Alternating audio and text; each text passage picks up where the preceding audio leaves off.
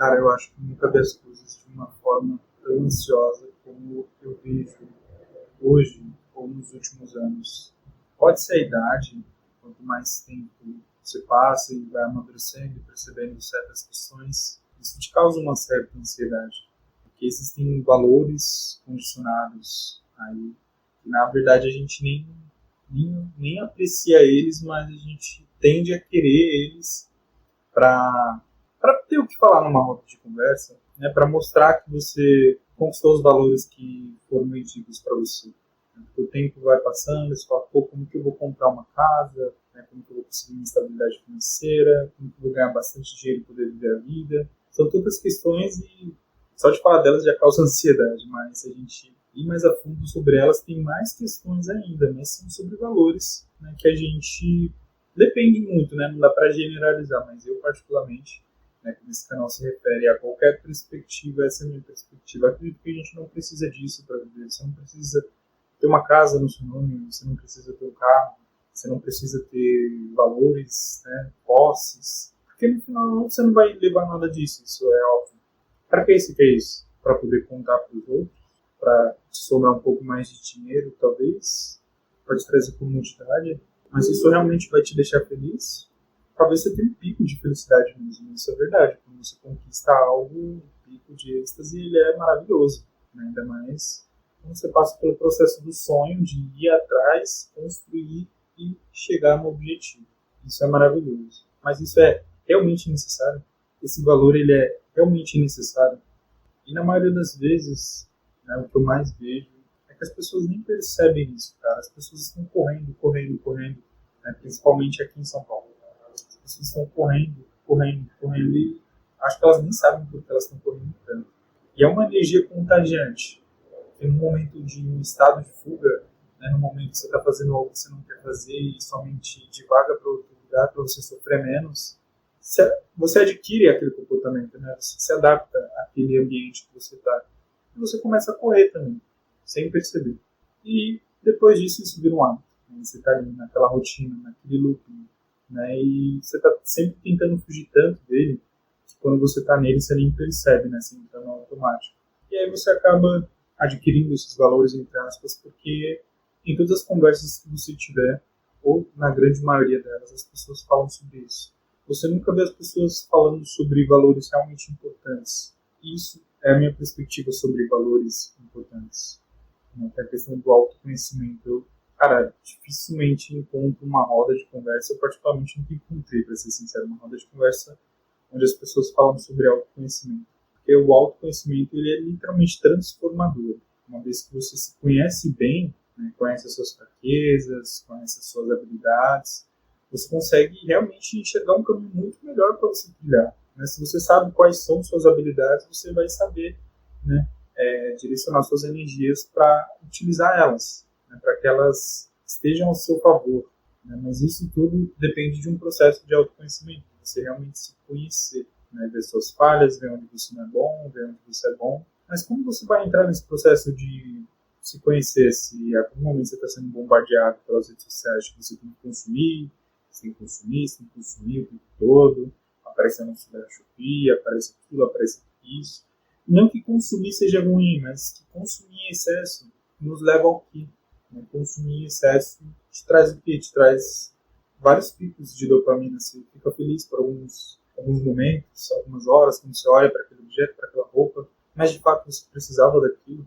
As redes sociais, inclusive, né, elas trazem muita ansiedade, porque você sempre vê a pessoa vendendo o palco. As pessoas estão sempre vendendo o palco. Né, elas estão sempre postando como a vida delas tá boa, né, o que elas conquistaram, né, aonde elas chegaram. Cara, ninguém posta bastidor. Né, ninguém posta o perrengue que foi para conseguir aquilo, o sacrifício que foi, a pessoa ter que abrir mão de certas coisas, ou quando você conhece bem a pessoa, talvez, né, seja um dos casos, você sabe que não teve esforço nenhum para conseguir aquilo. E isso meio que te gera uma revolta inconsciente, você fica meio insatisfeito com a sua própria vida. Né? Porque você fala, pô, eu me sacrifico tanto para pouco, e tem gente que não se sacrifica nada, e tem muito, entre aspas. Né? Então, isso gera muita ansiedade, cara. Gera muita ansiedade. E aí, quando você vai trabalhar, quando você sai na rua, você mais vê as pessoas consumindo as suas emoções, consumindo a ansiedade até o talo. Né? As pessoas comendo demais, consumindo excessivamente, comprando coisas sem necessidade, fumando muito. Eu, inclusive, estava andando e vi uma mulher de frente com o hospital. Isso me gerou uma reflexão. Né? A mulher, ela trabalhava no hospital, ela estava fumando alguma coisa e estava comendo. Por si só, são coisas separadas. A gente tem muito prazer. O ato de fumar, a questão do vício. Se fumar não fosse bom, cara, se fumar fosse uma coisa ruim, as pessoas não fumariam, mas fumar é viciante. Fumar, né, relaxa as pessoas, dá um pico de prazer nas pessoas, e não mexe com a consciência delas. Então, né, não mexe assim, não altera o estado de consciência, né? Você não vai ficar maluco depois de fumar cigarro, eu me refiro. Você não vai ficar maluco. Então, as pessoas consomem, né? Consomem. Cara, isso é vendido a rodo, né? Você vende as doenças aí a rodo. Então, é a questão do condicionamento e da ansiedade. Isso sempre esteve aí, mas eu não sei se foi a minha percepção, mas para mim isso tá num nível assim, cada vez mais elevado. Para todo lugar que você olha, as pessoas estão fumando. Mas sem devagar muito, né, do relato, a mulher fumava, comia alguma coisa e bebia alguma coisa. O que ela realmente estava aproveitando naquele momento? Mas a gente tira a conclusão, talvez ela não tenha tempo para fazer essas coisas separadas. E aí você percebe, cara, esse condicionamento de vida que não te dá tempo para viver, onde você está só sobrevivendo, ele te causa mais ansiedade ainda. Né? Então, eu acredito que seja mais interessante, né, explorar a ansiedade para o que você pode fazer, como eu falei um pouco nesse vídeo, a questão do autoconhecimento, né, que você entender suas habilidades para você conseguir se esforçar menos, né, ou vender menos o seu tempo, conseguir mais dinheiro, né, do que você ficar aí consumindo desesperadamente porque você não tem tempo. Imagina, você está ali no hospital, você está vendo vidas indo embora, vidas chegando, então aquilo mexe muito com você. Né? Eu digo também da minha perspectiva, talvez a pessoa esteja ali, ela não esteja prestando atenção em nada, mas acredito que eu, se eu trabalhasse no hospital, prestaria muita atenção na vida vindo, na vida indo, nas pessoas sofrendo. Eu falo, pô, cara, eu preciso realmente viver, eu preciso em algum momento sentir que eu estou aproveitando ao máximo essa experiência, né? Porque todo ano, sem exceção, todo ano, né, eu passo pela data da minha morte e eu não sei quando que vai ser, mas eu sei que meus dias estão contados. Então isso também me gera uma certa ansiedade de falar, pô, eu preciso aproveitar isso, cara. Preciso aproveitar essa experiência, eu preciso arrumar um jeito de sair desse condicionamento, né, que é vender o nosso tempo ao máximo para não ter forças para fazer alguma coisa por si próprio. Né? Porque você vende o seu tempo para os outros, trabalhando para os outros, mas o que você faz por você? E a outra questão é consumir desesperadamente, né, para ter picos de dopamina e ficar sem dinheiro. Então você já está sem tempo e sem dinheiro em um ciclo infinito. Parece tipo aqueles hamster correndo na rodinha que nunca vai ter fim, cara. Então, pô, isso gera muita ansiedade. Mas o que dá pra gente fazer para sair dessa ansiedade? Talvez trocar esses ambientes, talvez se isolar um pouco, talvez pensar um pouco por si próprio e não comprar valores.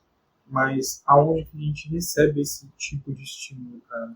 Esse tipo de conteúdo, ele existe, claro, mas ele não é tão divulgado porque as pessoas não estão tão interessadas. Então aí fica todo mundo nesse ciclo ansioso. E aí você entra nesse ciclo por necessidade e como que você sai. Né? E essa é uma perspectiva sobre a ansiedade no mundo moderno.